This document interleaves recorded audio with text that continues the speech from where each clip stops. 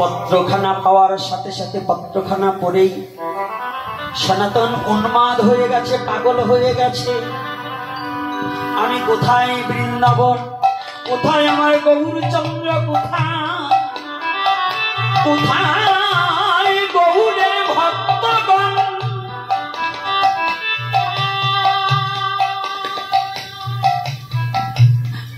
উন্মাদ হয়ে গেছে। কিন্তু সাকর মল্লিকের মতো এত জ্ঞানী মন্ত্রী আর হোসেন শাহের নেই। হোসেন শাহ ভাবলেন, এই মন্ত্রী যদি আমার হাতছাড়া হয়ে যায় তাহলে আমার রাজ্য পরিচালনা করা সম্ভব নয়, আটকিয়ে রাখো। কিন্তু আটকিয়ে রাখছে, বেতন ঠিকই দিচ্ছে, বেতনটা ঠিকই দিয়েছে। আপনাদের আছে জানা, অত বিস্তারিত আলোচনা করব না। সনাতনীকে স্নান করাতে নিয়ে গিয়েছি গঙ্গায়, নদীতে। সনাতনকে যারা চান করাতে নিয়ে গেছে, রাজ কর্মচারীদের বলছে, ভাই তোদের তো আমার হাতে কত বেতন বন্টনে করেছি, তোদেরকে কত ভালো মন্দ সব দেখেছি, আজ আমাকে সবাই পাগল বলছে। জানিস আমি তো পাগল হতে পারিনি।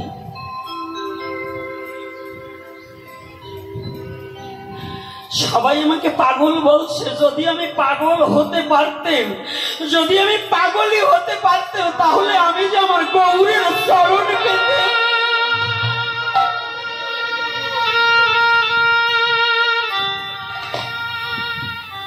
আমি তো পাগল হতে পারিনি। ও ভাই, আমার একটা কথা নিবি? এই অর্থ করি তোমরা নিয়ে, তোমরা আমাকে শৃঙ্খল মুক্ত করে দাও, আমাকে ছেড়ে দাও। কর্মচারীরা বলছে, ও ছেড়ে দিয়ে হোসেন শাহজি আমাদের গর্দান দেবে। ও তোমাদের গর্দান দেবে, সে ভয় তোমাদের থাকবে না। আমরা কি বলবো? তোমরা হোসেন শাহকে বলবে আমরা স্নান করাতে নিয়ে গিয়েছি সাগরকে, সাগর মল্লিক ওই যে ঝাঁপিয়ে পড়েছে, আর সে ওঠেনি, সে যে ওই জলের মধ্যে মরে গিয়েছে। আমি আর কোনোদিন তোমাদের এই রাজত্বে ফিরে আসবো না, আর কোনোদিন তোমরা আমাকে ফিরে পাবে না। আমি চলে যাব যেথায় আমার গৌর হরি আছে, আমার গৌরের অন্বেষণে আমি চলে যাব।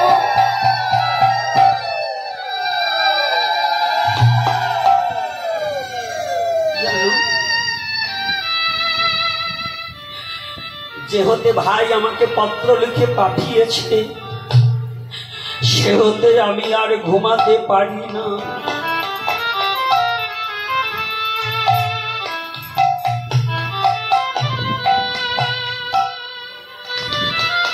সে হতে আমার নয়নে শুধু আমার দয়াল নিতাই চাঁদার গৌর চাঁদকে নয়নে দর্শন করি, আর আমার কর্ণে যেন সেই হরিনাম ভেসে আসছে। এখনো যেন আমার ওই হরিনাম কর্ণে ভাসছে।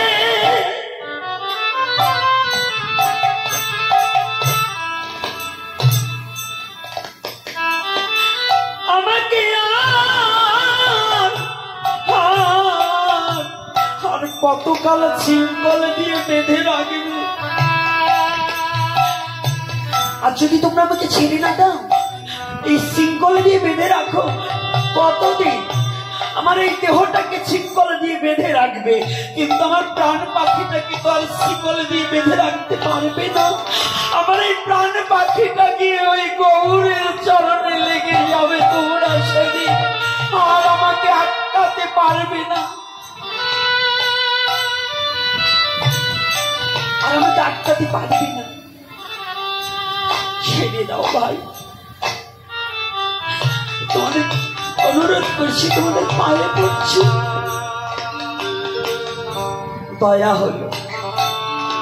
সনাতনের করুণ বচনে, করুণ বাক্যে দয়া হয়েছে, ছেড়ে দিয়েছে। একজনে ভিন্ন সাথে ছিল, তার কাছে কিছু স্বর্ণ মুদ্রা ছিল। পাতরা পর্বত পার হবার সময় দস্যুকে ধরার পরে আপন ইচ্ছায় সনাতন ভিক্তর কাছ থেকে স্বর্ণ মুদ্রা ডাকাতকে দিয়ে ডাকাত পথ দেখিয়ে দিল। লীলাচলে চন্দ্রশেখরের ঘরে মহাপ্রভু আসে।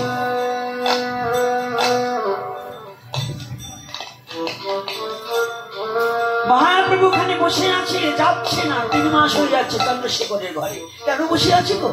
দুটো কারণ। দক্ষিণাত দুটো কারণে ছিল ওখানে থাকার। এক হচ্ছে সনাতনকে নেওয়ার জন্য, আর এক হচ্ছে গোপাল ভট্টকে নেওয়ার জন্য।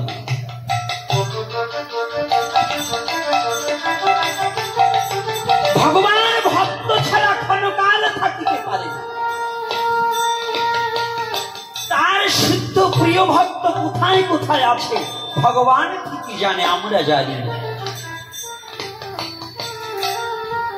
আমরা তো ভাবি তিলক মালা দাড়ি চুল রেখেছি আমরাই বড় বৈষ্ণব, কিন্তু না।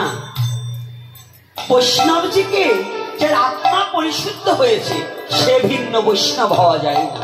বৈষ্ণব হতে হলে আত্মাটাকে পরিশুদ্ধ করার দরকার। চুলদারি মালা তিলকে শুধু আত্মা পরিশুদ্ধ হয় না, হিংসা নিন্দা অহংকার এই 3টাকে পরিবর্জন করিলে পরে আত্মা শুদ্ধ হবে, তবেই গৌর কৃপা তাহার প্রতি হবে।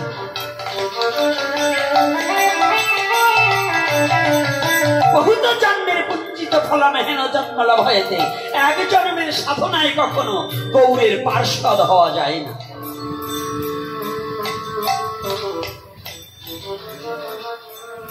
এক জন্মের সাধনায় গৌরের পার্ষদ হওয়া যায় না।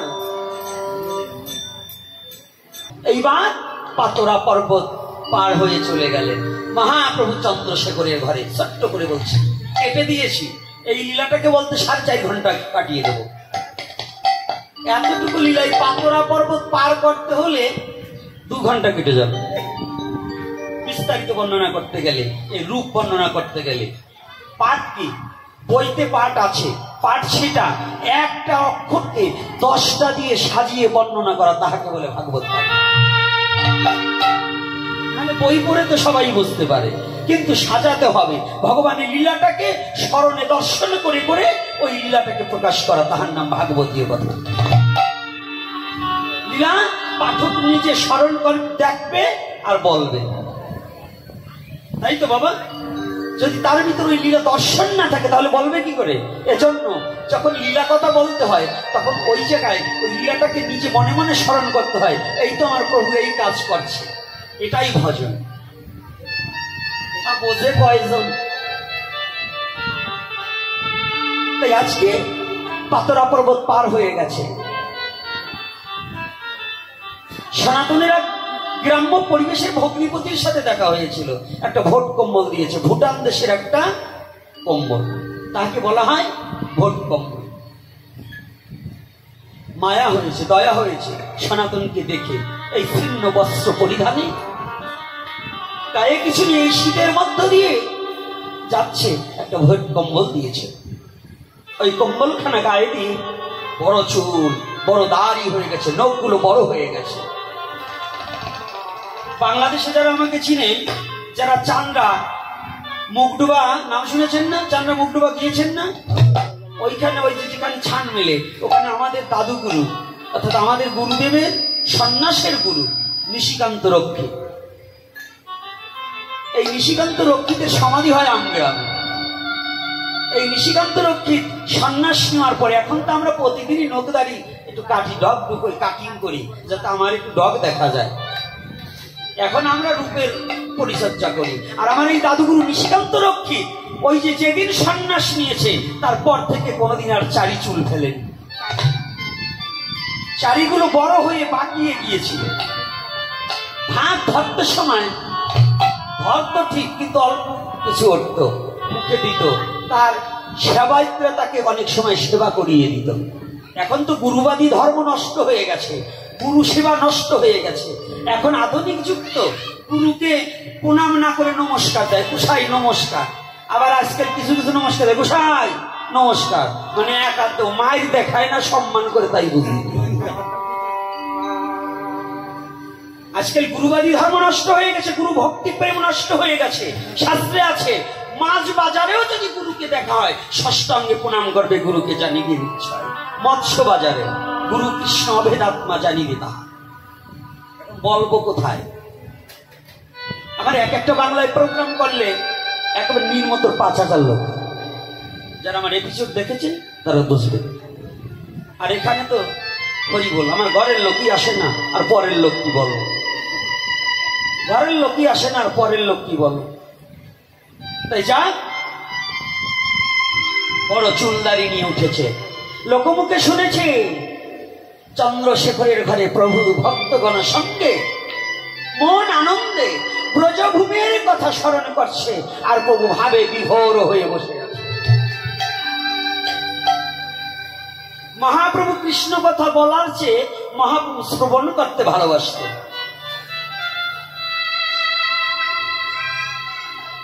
কথাটা খেয়াল করবে, মহাপ্রভু বলার চেয়ে শ্রবণ করাটা ভালোবাসতেন। এই যে মায়েরা যারা ঘুমান, বাবারা যারা ঘুমান, ভালো করে শুনুন, যে বলে তার চেয়ে যে শ্রবণ করে তার পুণ্য বেশি।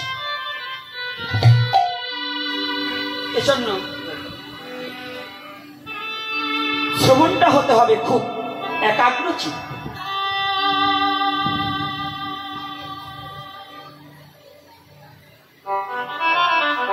একাগ্রচিত্তে শ্রবণ না হলে তার কিছু শ্রবণ হবে না, আনমনা হলে শ্রবণ নষ্ট হয়ে যাবে। নববিধা ভক্তির মধ্যে প্রথম হচ্ছে শ্রবণ, নাকি? প্রথমটা কি? শ্রবণ। নববিধা ভক্তির প্রথম শ্রবণ। যার শ্রবণটা সঠিক নেই তার এই নববিধা ভক্তির মধ্যে একবারও যেতে পারবে না। পুরাই যদি ভুল করে তাহলে হবে। মহাপ্রভু ভিতরে বসে হরি কথা বলছে, সনাতন গিয়ে বাহিরে দাঁড়িয়ে আছে। কেউ দেখেনি, মহাপ্রভু দেখেনি, কিন্তু মহাপ্রভুর অন্তরে জেনেছে। যিনি অনন্ত কোটি ব্রহ্মাণ্ডের অন্তরের কথা জানা ব্যক্তি, তিনি আজ সনাতন এসেছে, মহাপ্রভু ঘরে বসে জানতে পেরেছে। হরিকথা হচ্ছে, এর মধ্যে দিয়ে মহাপ্রভু হট করে চন্দ্রশেখরকে বলছে, চন্দ্রশেখর দেখো তোমার ঘরের সম্মুখে একজন বৈষ্ণব এসেছে, তুমি তাকে ডাকো। আজকাল এক গ্রুপ বেরিয়েছে, ওই আমার দুলাল বলছে যে আপনারা দাঁড়িয়ে রাখছেন, এতে চুলকায় না, হুকুম পড়ে না, নোংরা পড়ে না। এক একটা দাড়ির 70টা করে কামড় প্রতিদিন। এই কামড় সহ্য করার মতো ক্ষমতা যাদের আছে তারাই দাঁড়িয়ে রাখে, যাদের ওই কামড় সহ্য করার ক্ষমতা নাই ওরা চুল দাড়ি কোনোদিন রাখতে পারবে না। ওরা কি পঞ্চতত্ত্বের অদ্বৈত প্রভুকে দেখে নাই? অদ্বৈত প্রভুর কি চুলদারি আসে না? সনাতন ধর্মের 3 প্রকারের চুল, অর্ধকেশী, পুণ্যকেশী, ন্যাড়া। অর্ধকেশী, পুণ্যকেশী, ন্যাড়া। দাড়ি গোপ ফেলে দিয়ে শুধু চুল রাখে যারা, তারা অর্ধকেশী। গোপ দাড়ি চুল ফেলে দিয়ে পিছনে শিখা রাখে যারা, তারা ন্যাড়া। আর চুল দাড়ি গোপ যারা রাখবে তারা পুণ্যকেশী। সনাতন ধর্মে এই 3 প্রকারের চুল রাখারই বিধান আছে ভজনের জগতে। এখন ওই তুমি শিখা রাখছো বিদায় আর একজন দাড়ি রাখছো বিদায় তাকে হিংসা করবা তা নয়। একটু ভাইবিয়ে দেখো, পঞ্চতত্ত্বের মধ্যে কি অদ্বৈত প্রভুর চুল দাড়ি আছে কিনা? আছে তো? আচ্ছা, এখন যদি বলো যে মহাপ্রভু দাড়ি ফেলিয়ে দিছে, এই মহাপ্রভু চুল দাড়ি যখন ফেলছে তারপরে মধুনা পিত্রে একবার ফেলছে জীবনে, তারপরে তো তার আবার চুল দাড়ি গজাইছে, তার তো দাড়ি গজায়নি, চুল যে আবার গজাইছে, আবার সে ক্ষৌর কার্য করছে, এমন কোন প্রমাণ শাস্ত্রে আছে? আছে? তাহলে নাই যখন, তাহলে তোমার তো গজায় প্রত্যেকদিন। এই জন্য মহাপ্রভুর সাথে আমাদের কারো তুলনা হবে না। আমাদের সনাতন ধর্মে 3 প্রকারের চুল রাখার নিয়ম আছে, অর্ধকেশী, পুণ্যকেশী, নেড়া, সাবধান, যেটা বলবে হিসাব করে বলতে হবে। আর না হলে যদি বলতে তোমার এতই ভালো লাগে, আইসো নিরিবিলি বসবো, তারপরে বলবো। এইবার শোনা যাক, মহাপ্রভু ভিতর থেকে চন্দ্রশেখরকে বলেছে, তোমার ঘরের সম্মুখে একজন বৈষ্ণব এসেছে। এই সময় কিন্তু সনাতনের গলায় মালাও ছিল না, নাকি? এইরকম ধুতি আমাদের মতো ডোর কপিন কিছু ছিল না। প্রভু বলছে, তোমার ঘরের সম্মুখে বৈষ্ণব এসেছে। চন্দ্রশেখর ঘরের সম্মুখে গিয়েছে, এদিক ওদিক তাকাচ্ছে, চন্দ্রশেখর কোন বৈষ্ণবকে দেখতে পাচ্ছে, দেখতে পাচ্ছে এক দরবেশকে।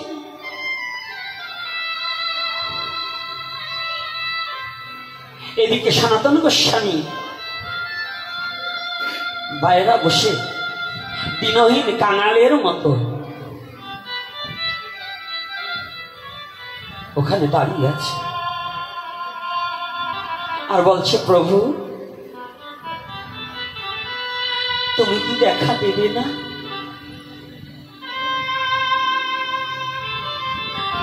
ও নিজেকে ছোট মনে মনে বলছি, ও তুমি দেখা দেবে কেমন করে? আমি তো তোমাকে দেখার মতো কোনো কাজ করিনি। আমি যদি তোমাকে দেখার মতো কোনো যোগ্যতা হতো, তাহলে তো তুমি আমাকে দেখা দিতে।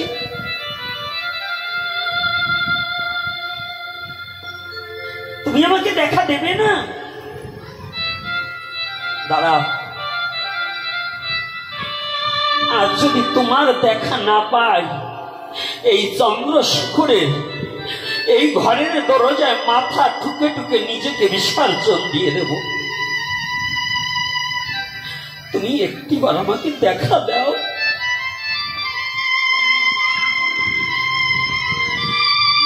পৃথিবীতে ভগবান সব সইতে পারে,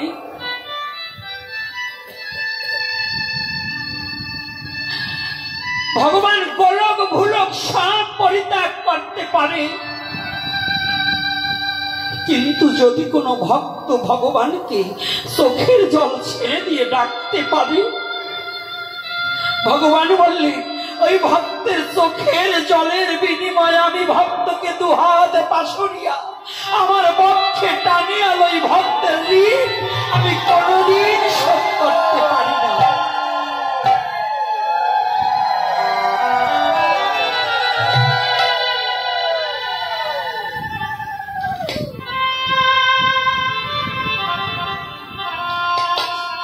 চন্দ্রশেখর ঘরে চলে গেছে,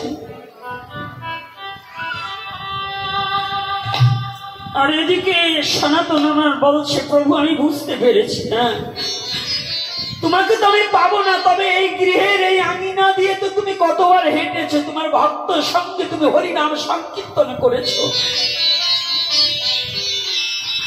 হঠাৎ করে সনাতন তাকিয়ে দেখতে পায় আঙিনার মাঝে হাজার পদচিহ্নর মাঝে যেন একটা পদচিহ্ন আলাদা পড়ে আছে।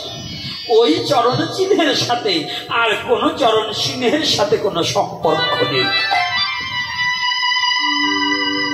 ও প্রভু, এ জীবনে তুমি আমাকে দেখা দাও বা না দাও,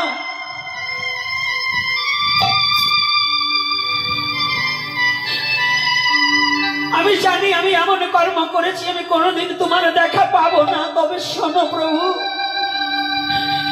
আজ তো তোমার চরণে চিহ্ন পড়ে আছে, আমি তোমার চরণের ধুলি আমার সর্বঙ্গে মাখিয়ে দেব,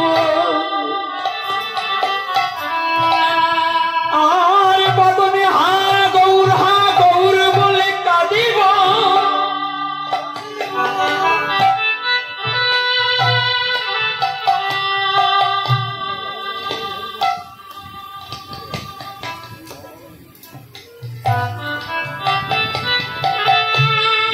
আমি গৌর বলে কাঁদিব, আর তোমার চরণের ধুলি আমার অঙ্গে মাখিব,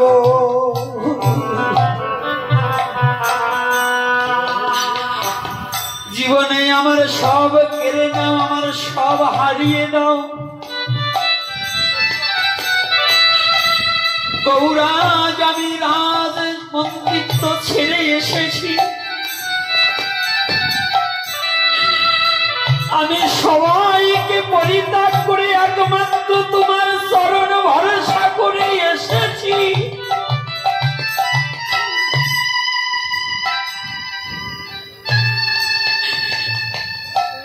এ জীবনে সব ত্যাগ করে একমাত্র তোমার চরণ ভরসা করে এসেছি প্রভু। তুমি একটিবার আমাকে দেখা দাও, দেখা দাও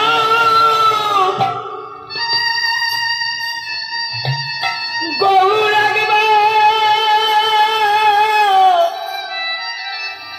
আমায় দেখা দাও,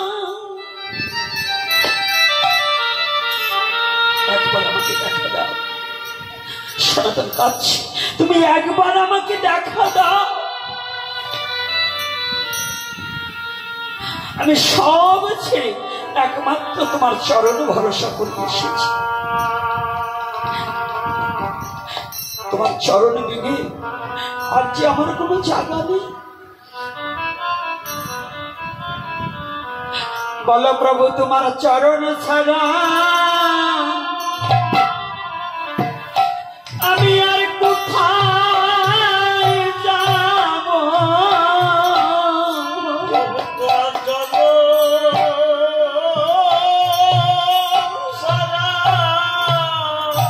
হ্যাঁ,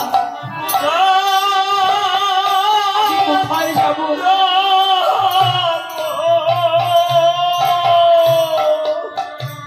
প্রভু তোমার চরণ ছাড়া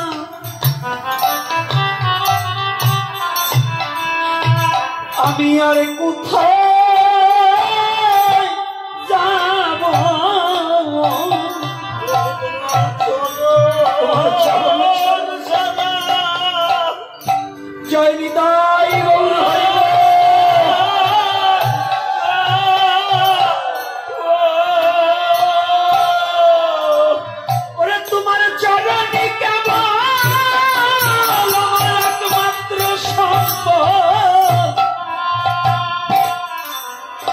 তোমার চরণ ছাড়াই আমি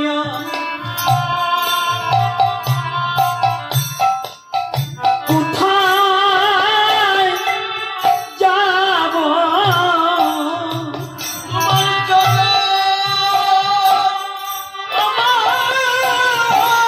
একমাত্র সম্ভব তোমার চরণে ছাড়া আমি আর কোথায় যাব?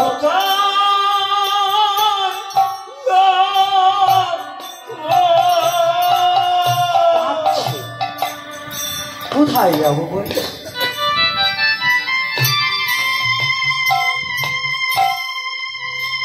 চন্দ্রশেখর বলছে, প্রভু না না না, ওখানে কোনো বৈষ্ণব তো দেখিনি। প্রভু বলছে, কি বলছো, কোনো বৈষ্ণব নেই? বলছে, একজন দরবেশকে দেখেছি। চন্দ্রশেখর, তুমি যাকে দরবেশ দেখেছো হয়তো আমার পরম বৈষ্ণব, ওকে সব ত্যাগ করে ছুটে এসেছে, তুমি তাকে ডাকো।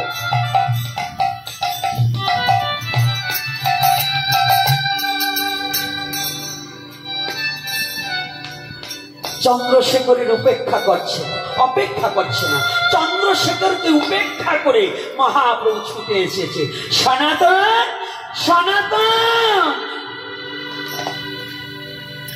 কলির যুগে শুধু ভক্ত ডাকে না, কলির যুগের ভগবানও তার ভক্তকে ডেকে কাছে নিচ্ছে। এই তো পতিত পাবন, এই তো পতিত পাবন গৌর হরি।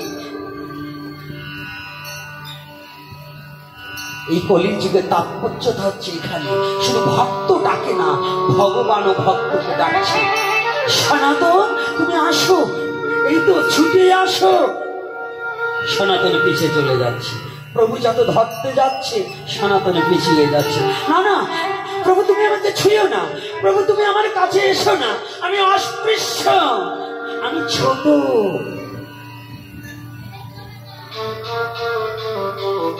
আমি বিষয়িক সনাতন,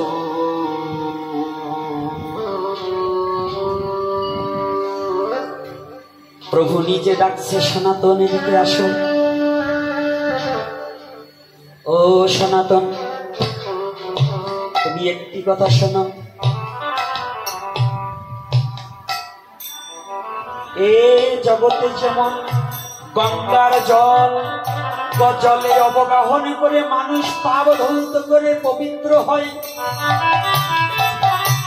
তেমনি যদি কারো জীবনে যদি কোনো পাপ থাকে, যদি শুদ্ধ কৃষ্ণ ভক্তকে জড়িয়ে ধরতে পারে, ওই কৃষ্ণ ভক্তের করুণা যদি কারো প্রতি হয়, প্রতি জন্মের পাপ মুক্ত হয়ে সে গোলক ধামে যায়। সনাতন, তুমি আমার কাছে এসো। আজ আমি গৌর বলছি, তুমি যাকে ভালোবাসো সে বলছে তোমাকে পরশ করে আমি পবিত্র হব। কথাটা বুঝতে পারা গেছে? তোমাকে পরশ করে, তোমাকে বক্ষে ধরে আমি পবিত্র হব। ভগবানও তার ভক্তকে ধরে পবিত্র হয়। ভক্ত না থাকলে ভগবানের কোনো দাম থাকতো না, সন্তান না থাকলে পিতামাতার কোনো মূল্য নেই। আছে আগেকার দাম। কাস্টমার না থাকলে যত ভালো জিনিসই বাজারে নেন তার কোনো দাম আছে? তাহলে ভক্ত না থাকলে ভগবানের কোনো মূল্য নেই, মূল্যবিহীন। সন্তান না থাকলে মায়ের কোনো মূল্য থাকে না, মা বাবার কি থাকে বাবা? শিষ্য না থাকলে গুরুর কোনো মর্যাদা থাকে না, থাকে? যদি একজনের শিষ্য না থাকে তাহলে গুরুর মর্যাদা থাকে? মর্যাদা থাকে না। তদ্রূপ ভক্তবিহীন ভগবান চলতে পারে না। আপনাদের আছে জানা, সনাতনের দিকে মহাপ্রভু বারে বারে তাকালেন। ওই যে ভোট কম্বল গায়ে দেওয়া আছে, সনাতন বুঝতে পারলেন যেই জন ভজে কৃষ্ণ সে বড় চতুর। সনাতন বুঝতে পারলেন। সনাতন গঙ্গার ঘাটে স্নান করতে গিয়ে দেখে এক মা একটা ছিঁড়া কাঁথা ধৌত করে নেড়ে দিচ্ছে। সনাতন গিয়ে ওই মায়ের পা জড়িয়ে ধরছে। মা, ও মা, তোমার কাছে একটা জিনিস ভিক্ষা চাইবো, তুমি আমাকে দেবে মা? বলছি বাবা, আমি তো বড় দিন ভিখারি। তাকিয়ে দেখো, আমার এই ছিঁড়া কাঁথা ছাড়া ঘরে আমার কোনো এমন কোনো দ্রব্য নেই। শীতের দিনেও আমার সন্তানদেরকে এই ছিঁড়া কাঁথা দিয়ে আমি আগলে রাখি। বলছে ও মা, তোমার কাছে আছে বিধায়ী তো আমি তোমার কাছে ভিক্ষা চাচ্ছি। বলছি কি? বলছে এই ভিক্ষাটা চাই, তুমি আমার এই ভোট কম্বলখানা নিয়ে তোমার ওই ছিঁড়া কাঁথাটা আমার গায়ে জড়িয়ে দাও। ভোট কম্বলখানা যখন দিয়ে ওই ছিঁড়া কাঁথাখানা গায়ে দিয়ে যখন ভদ্রবেশ চুলদারি ফেলে যখন মহাপ্রভুর কাছে আসলেন, মহাপ্রভু বললেন, সনাতন, আজ হইতে তোমার বিষয় বাসনা দূরীভূত হইল। তুমি আমার বক্ষে এসে আজ থেকে হরিনাম সংকীর্তন করো, তুমি অনুক্ষণ। মহাপ্রভু সনাতনকে বক্ষে জড়িয়ে ধরলেন।